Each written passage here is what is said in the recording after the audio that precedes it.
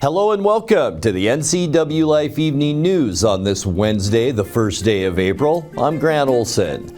Here are some of the stories we have coming up for you tonight. Yesterday, the Eastmont School District lost its second portable classroom in the last 3 years to fire, and investigators say an air conditioning unit may be to blame. Slip on your hiking boots and fill up your water bottle. The Wenatchee Foothills trail system opened today for the season. A few rain showers are expected tomorrow morning before our weather turns sunny and much warmer this weekend. Your full local weather forecast is coming up.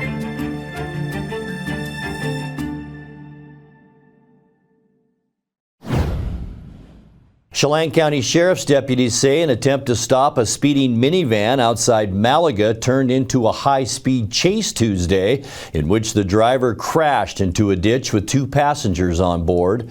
The incident started on Malaga-Alcoa Highway about 4 p.m. when a deputy spotted a 2000 Dodge Caravan allegedly traveling more than 60 miles an hour.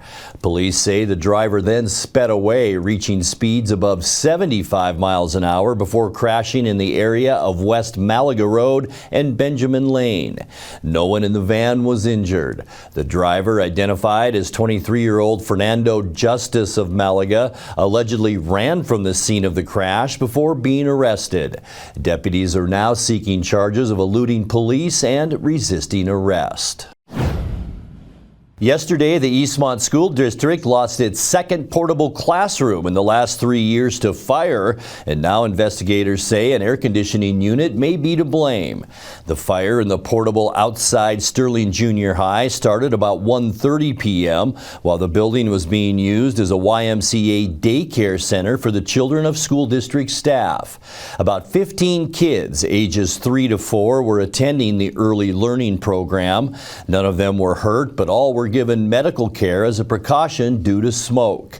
Fire Marshal Kurt Blanchard said he speculates the origin of the fire was the HVAC unit outside, but it's unknown what caused the unit to ignite.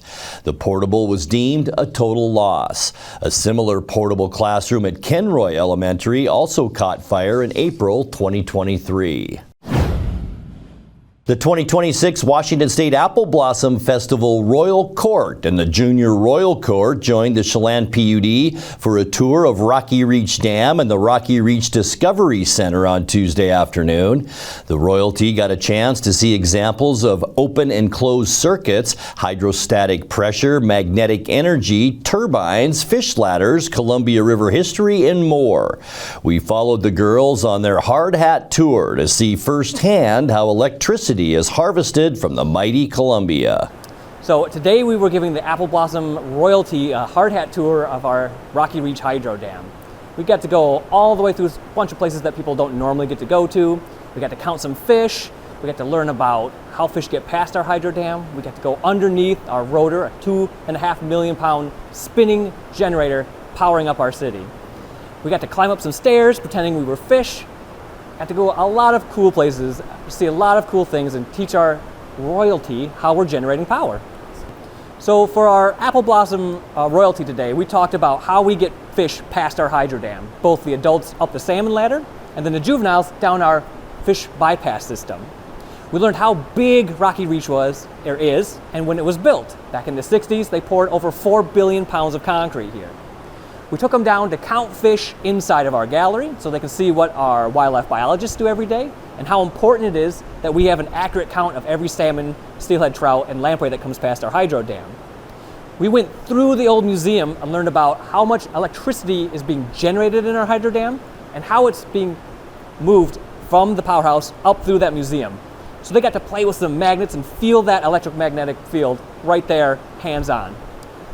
We went down into the powerhouse so they could see and feel how big those generators are. They feel that kinetic energy being changed into heat, electricity, and sound down there. They learned how big those machines are, all 11 of our 2.5 million pound units.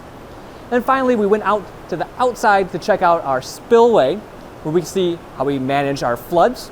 And they climbed up the entire height of our hydro dam so they could really feel what it's like to be a salmon and then see what that head difference is, that 92 feet of difference in our water levels. My favorite part was learning about the fish and being able to count them going through the fish tube and learning that they aren't smacking the water when they're coming out of the drain. They're actually just using it like a slide, and that's for the juvenile fish. I didn't know that. I didn't know it was specifically juvenile, and that the salmon spawning are going up the fish ladder, and I'm going into fish and ecology conservation for college, and so I got some insight, and it was cool to see where I might end up in my future career.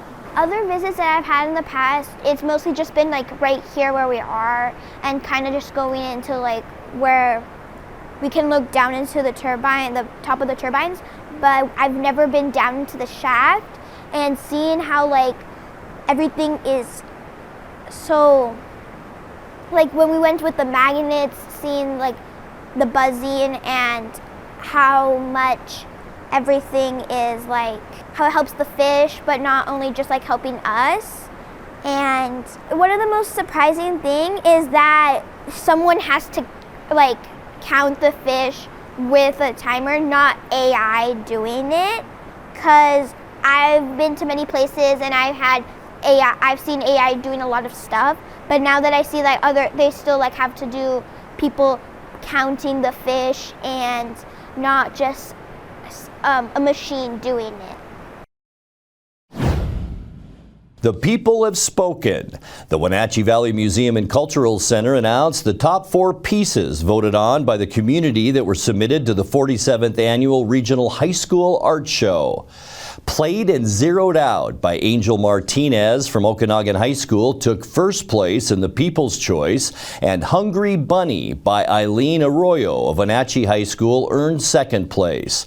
Ruby Koski won third place for the Cougar, and Lies Untold But Not Unseen by Grace Burton earned fourth place. Koski and Burton both also attend Wenatchee High School. The student exhibit remains on display at the museum's temporary location at 30 South Mission Street until April 11th.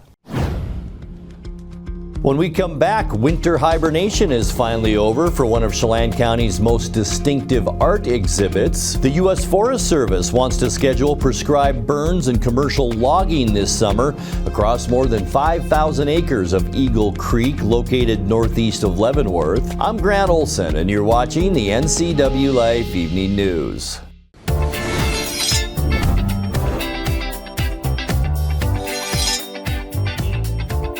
I'm Jen Mueller. Watch for my show, I Cook, You Measure on NCWLIFE. It's part cooking instruction, part entertainment, and all about connecting over food and wine with your favorite Northwest athletes. Watch I Cook, You Measure with Jen Mueller Mondays at 1, Wednesdays at 2, Fridays at 11 a.m., and Saturday and Sundays at 10:30 p.m. right here on the NCWLIFE channel. Your favorite local channel is now available for free on your smart TV and connected streaming devices. Watch live programming and catch up with the latest shows on demand. See the local stories that matter to you. NCWLIFE, now on Roku, Fire TV, and Apple TV.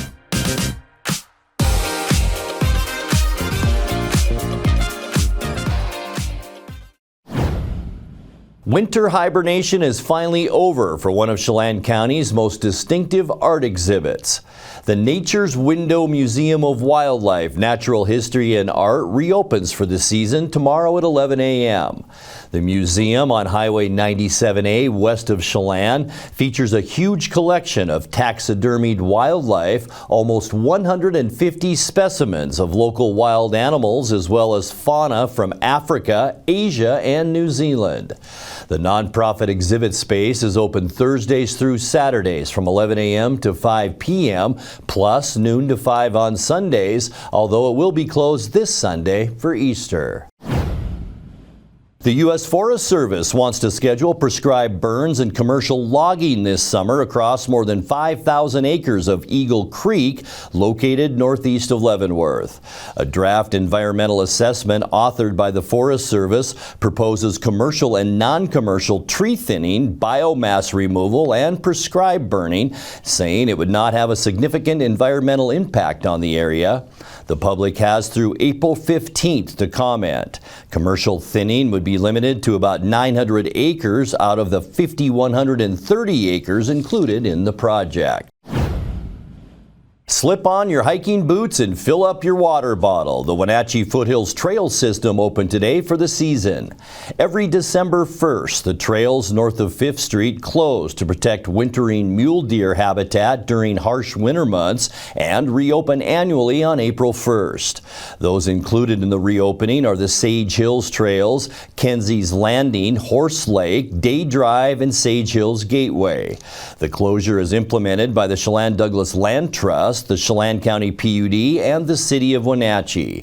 The Land Trust is advising visitors to avoid using muddy trails to prevent any damage.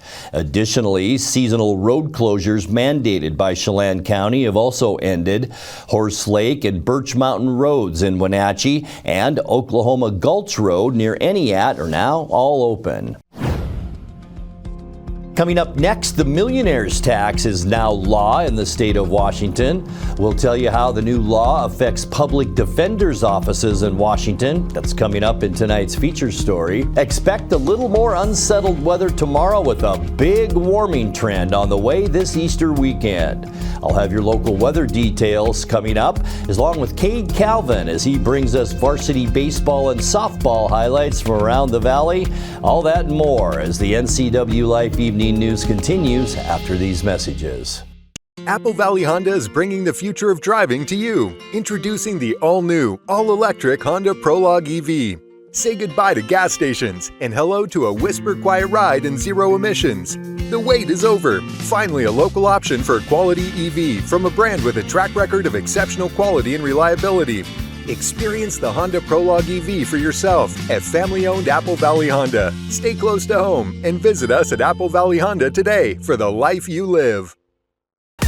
Your favorite local channel is now available for free on your smart TV and connected streaming devices. Watch live programming and catch up with the latest shows on demand. See the local stories that matter to you. NCWLIFE, now on Roku, Fire TV, and Apple TV.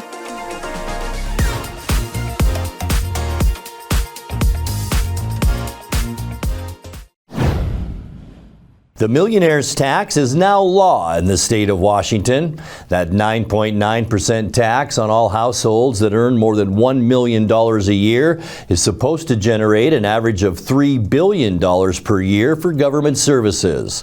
When the law was originally drafted, it was supposed to provide about 6% of that money to public defenders' offices in Washington's counties and cities. That provision got stripped out, and now the Millionaire's tax will not help to fund that area. Jesse Collins is the public defender for Douglas County.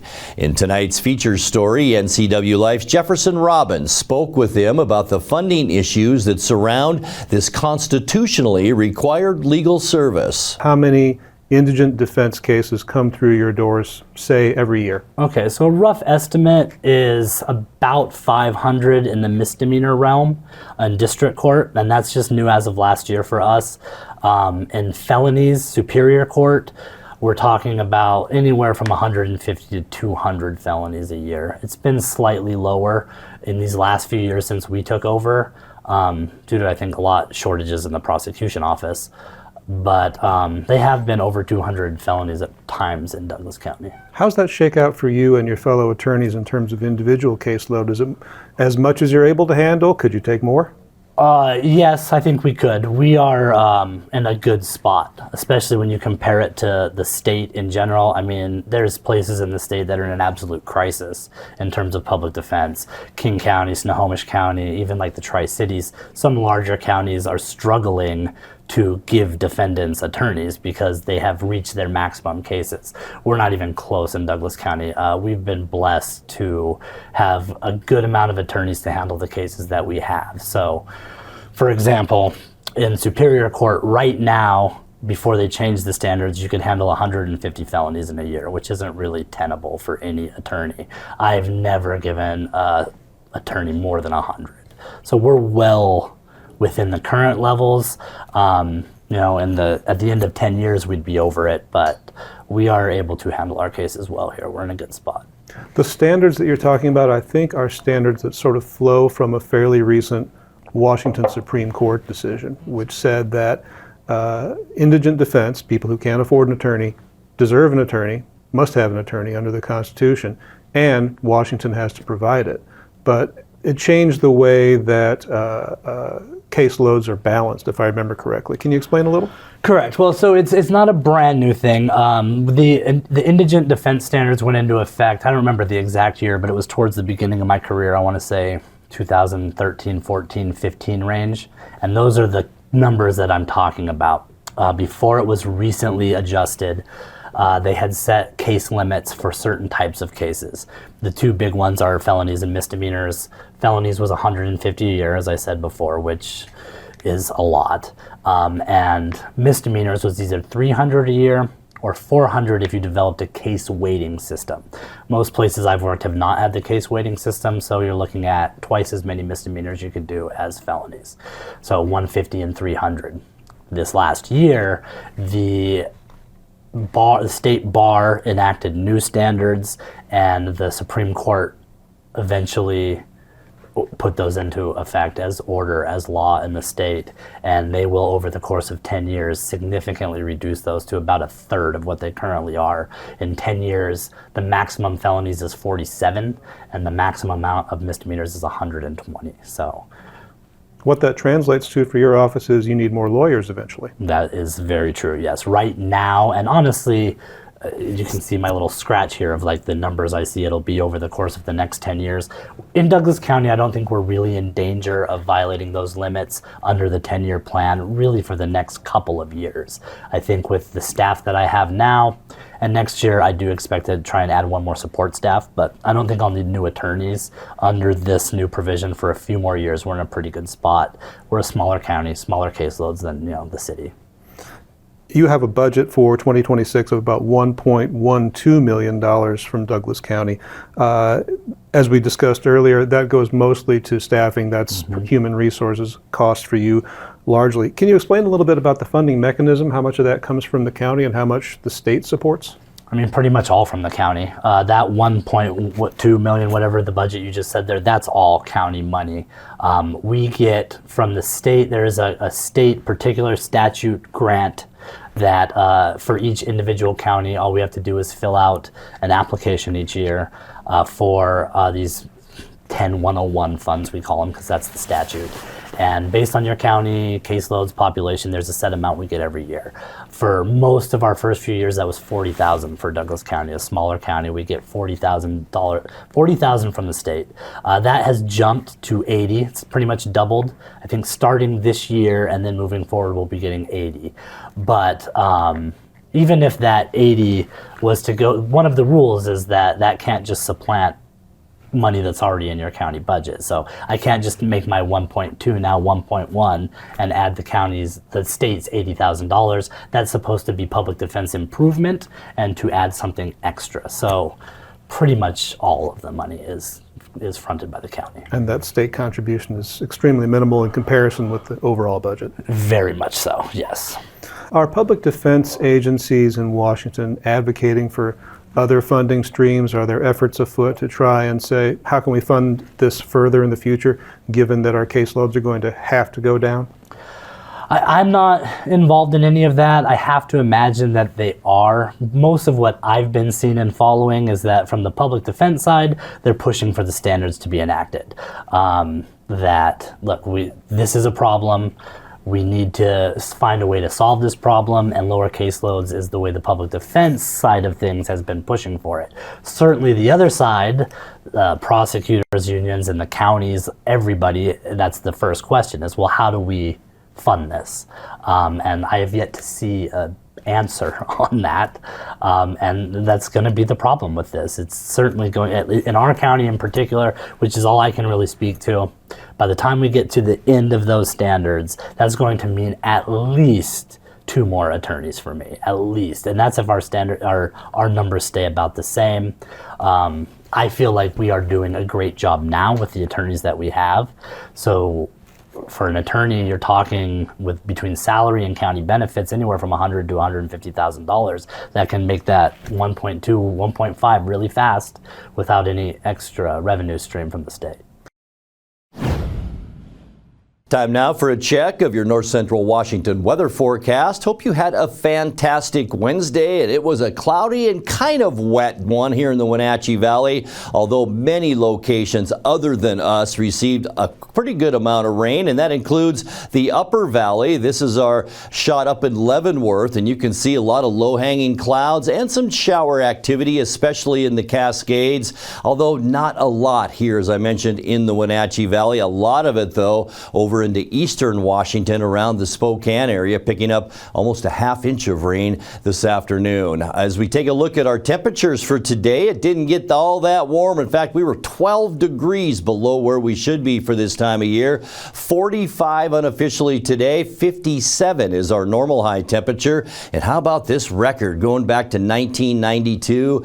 80 degrees, our record high on this date. 37 this morning, that's exactly where we should be for a low this time of year. And our record low, 26, and that was set in 2008. Sunrise this morning, 6:39, and the sun sets tonight at 7:31. Let's get you into your Thursday forecast, and as you can see, temperatures, a pretty nice warm up tomorrow. 57s, Moses Lake and Ephrata, 56 for Quincy, 54 in Ellensburg. That goes for right here in Wenatchee as well. Eniat at 54, a touch warmer in Chelan, and up in Omak, 55 and 56 up that way. 52 the high temperature tomorrow in Leavenworth. And then we are going to see a big warm up, and we'll get to that in a second. All right, tonight we do expect evening rain showers. That is a possibility for us. Area of low pressure exiting the panhandle of Idaho and now moving into western Montana. But some residual moisture behind that could bring us some evening showers tonight. Low temperatures mainly mid to upper 30s. For Thursday, here we go to start your day. Morning rain shower not out of the question.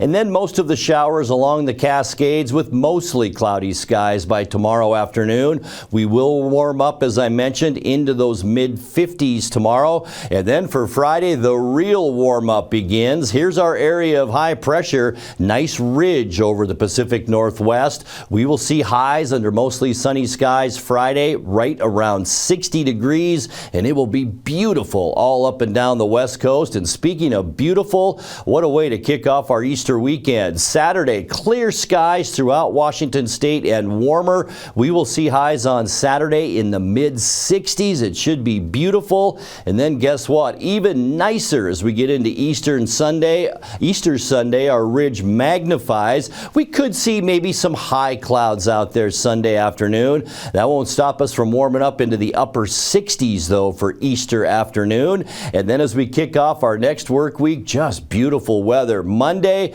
once again, mostly sunny skies, most of the cloudiness out in the Pacific. We are talking highs Monday into the low 70s, which will be approaching some record temperatures around our area. And then on Tuesday, we'll stay with mostly sunny skies, maybe some breezy conditions in the afternoon Tuesday. Unseasonably warm with highs Tuesday right around 70 degrees. All right, let's take a look at your 7-day forecast now, and it's brought to you by Colonial Vista Senior Living in Wenatchee, where comfort, care, and community come together. Tonight, 37 overnight. Morning rain showers giving way to mostly cloudy skies for Thursday and 54 degrees. And then the warm-up begins on Friday. Mostly sunny and 59. And look at your Easter weekend. Saturday, 64. High clouds for Easter Sunday and 68. And then next week, mostly sunny for Monday and Tuesday with high temperatures right around 70 degrees.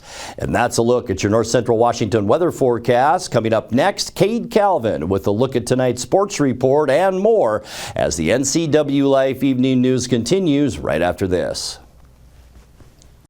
Welcome back in, sports fans. Cade Calvin here. Some strong 4A varsity action from Tuesday. Let's jump right into it. The Wenatchee Panthers hosted the Sunnyside Grizzlies in a varsity softball matchup Tuesday night.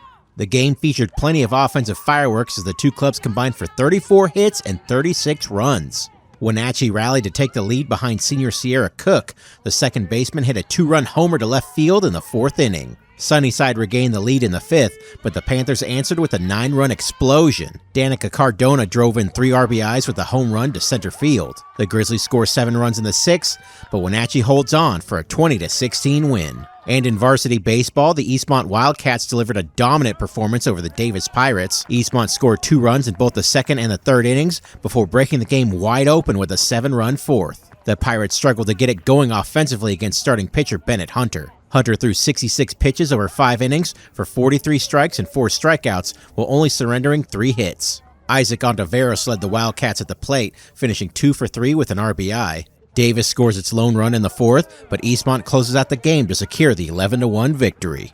And the Wenatchee Panthers were in baseball action on the road against the Sunnyside Grizzlies. The Panthers prevail 6-5, bringing their all-time record against the Grizzlies to 46-1. And an amazing note here, the softball program has the exact same record against Sunnyside at 46-1 after their 20-16 win. That fact coming to us from friend of the show, Bruce Bennett, the stat man himself. The Kashmir Bulldogs have a new leader on the pitch. According to a press release from KashmirBulldogs.com, the school has named Anya Belcher as the new head coach for its girls' soccer program. Belcher takes over for her father, longtime head coach Dennis Tronson, who retired recently after 29 years. Belcher has been on the sidelines as an assistant coach for the past 4 seasons. She started as a team captain from 1997 to 2000. After graduating, she played at Biola University in La Mirada, California, then spent 5 years as head coach of Wenatchee Valley College. Belcher released a statement saying in part, quote, "I'm incredibly honored, humbled, and excited to be named head coach of Kashmir Girls Soccer. I'm committed to honoring that legacy while continuing to build a program rooted in hard work and pride for the community of Kashmir." Belcher now takes over a program she once played for, looking to continue that success. And our own Dan Kuntz caught up with Jeremy Anders to preview this Friday's Motors and Rotors event. This is such a great idea, Motors and Rotors. City of East Wenatchee, Chelan Douglas Port Authority, and you guys are getting together. You're going to have a wing ding on Friday night at the airport.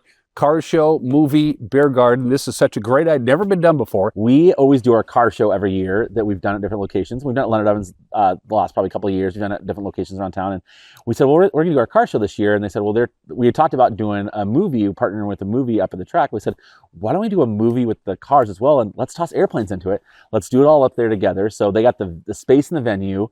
So we got Days of Thunder, which, I mean, great racing movie, right? Perfect. Classic. We got to have, I think we're at 24, 25 cars that are going to display, which is huge for our display. We have some aircraft coming in, I think some helicopters and airplanes as well. We're going to have food vendors up there, beer garden. It's all free to come to. Totally free. Totally free. I mean, you have to buy the beer and the food, but yeah, there's no admission fee. Bring some coats, bring some blankets. You bring your own chairs, set up the area. You can have a bite to eat. We've got some great food vendors out there. Have a drink. Come check out the race cars. It's kind of like, we always call it the display of like showcasing the cars, because the first practice is on Saturday. So everybody wants to get their cars done. Like for instance, my son's car is getting wrapped on Thursday to display right there, right? So it's the first time to show off your car for the year. People can come check them out. You can come sit and race cars. And so it's fun for the whole family. And you can watch Dan's full interview over on our website. Alrighty, that's a look at sports. Reporting from Wenatchee, Kate Calvin, NCW Life. And as we leave you tonight, a new edition of the Wenatchee World is en route to your mailbox. Here's what to expect on Thursday from the Wenatchee Valley's local newspaper. In the next edition of the Wenatchee World, we have follow-up coverage of a fire Tuesday in Sterling Junior High. We shadowed the Apple Blossom royalty as they toured the Rocky Reach Dam, and the U.S. Forest Service is looking at burning and logging about 5,000 acres in Eagle Creek near Leavenworth. You can read all that more at WenatcheeWorld.com. Thank you, Pete, and that will do it for this Wednesday edition of the NCW Life Evening News. Remember, if you see news happening, let us know. Email your news tips to news@ncwlife.com or just give us a call at 888-6295. Our channel is also available on Roku, Fire TV, and Apple TV. I'm Grant Olson. Thanks so much for being with us, and have a great night. At Colonial Vista Senior Living, we believe life is meant to be lived fully. Our wellness programs inspire residents to stay strong, flexible, and confident every day. Here, curiosity is encouraged, friendships are nurtured, and every activity is an opportunity to connect, create, and enjoy life together. We invite you to experience the lifestyle at Colonial Vista Senior Living for yourself and discover why so many call our community home. Hey everyone, Fletcher and Amy Ellington here from Live It Up. In the investment world, ROI stands for return on investment. Well, how does better health, better wealth, and better relationships sound for ROI? Join us every week right here on NCWLIFE and learn how to invest in the most important asset, you. We're going to answer your questions and provide some weekly inspiration so you can create a life that you love. Join us on Live It Up,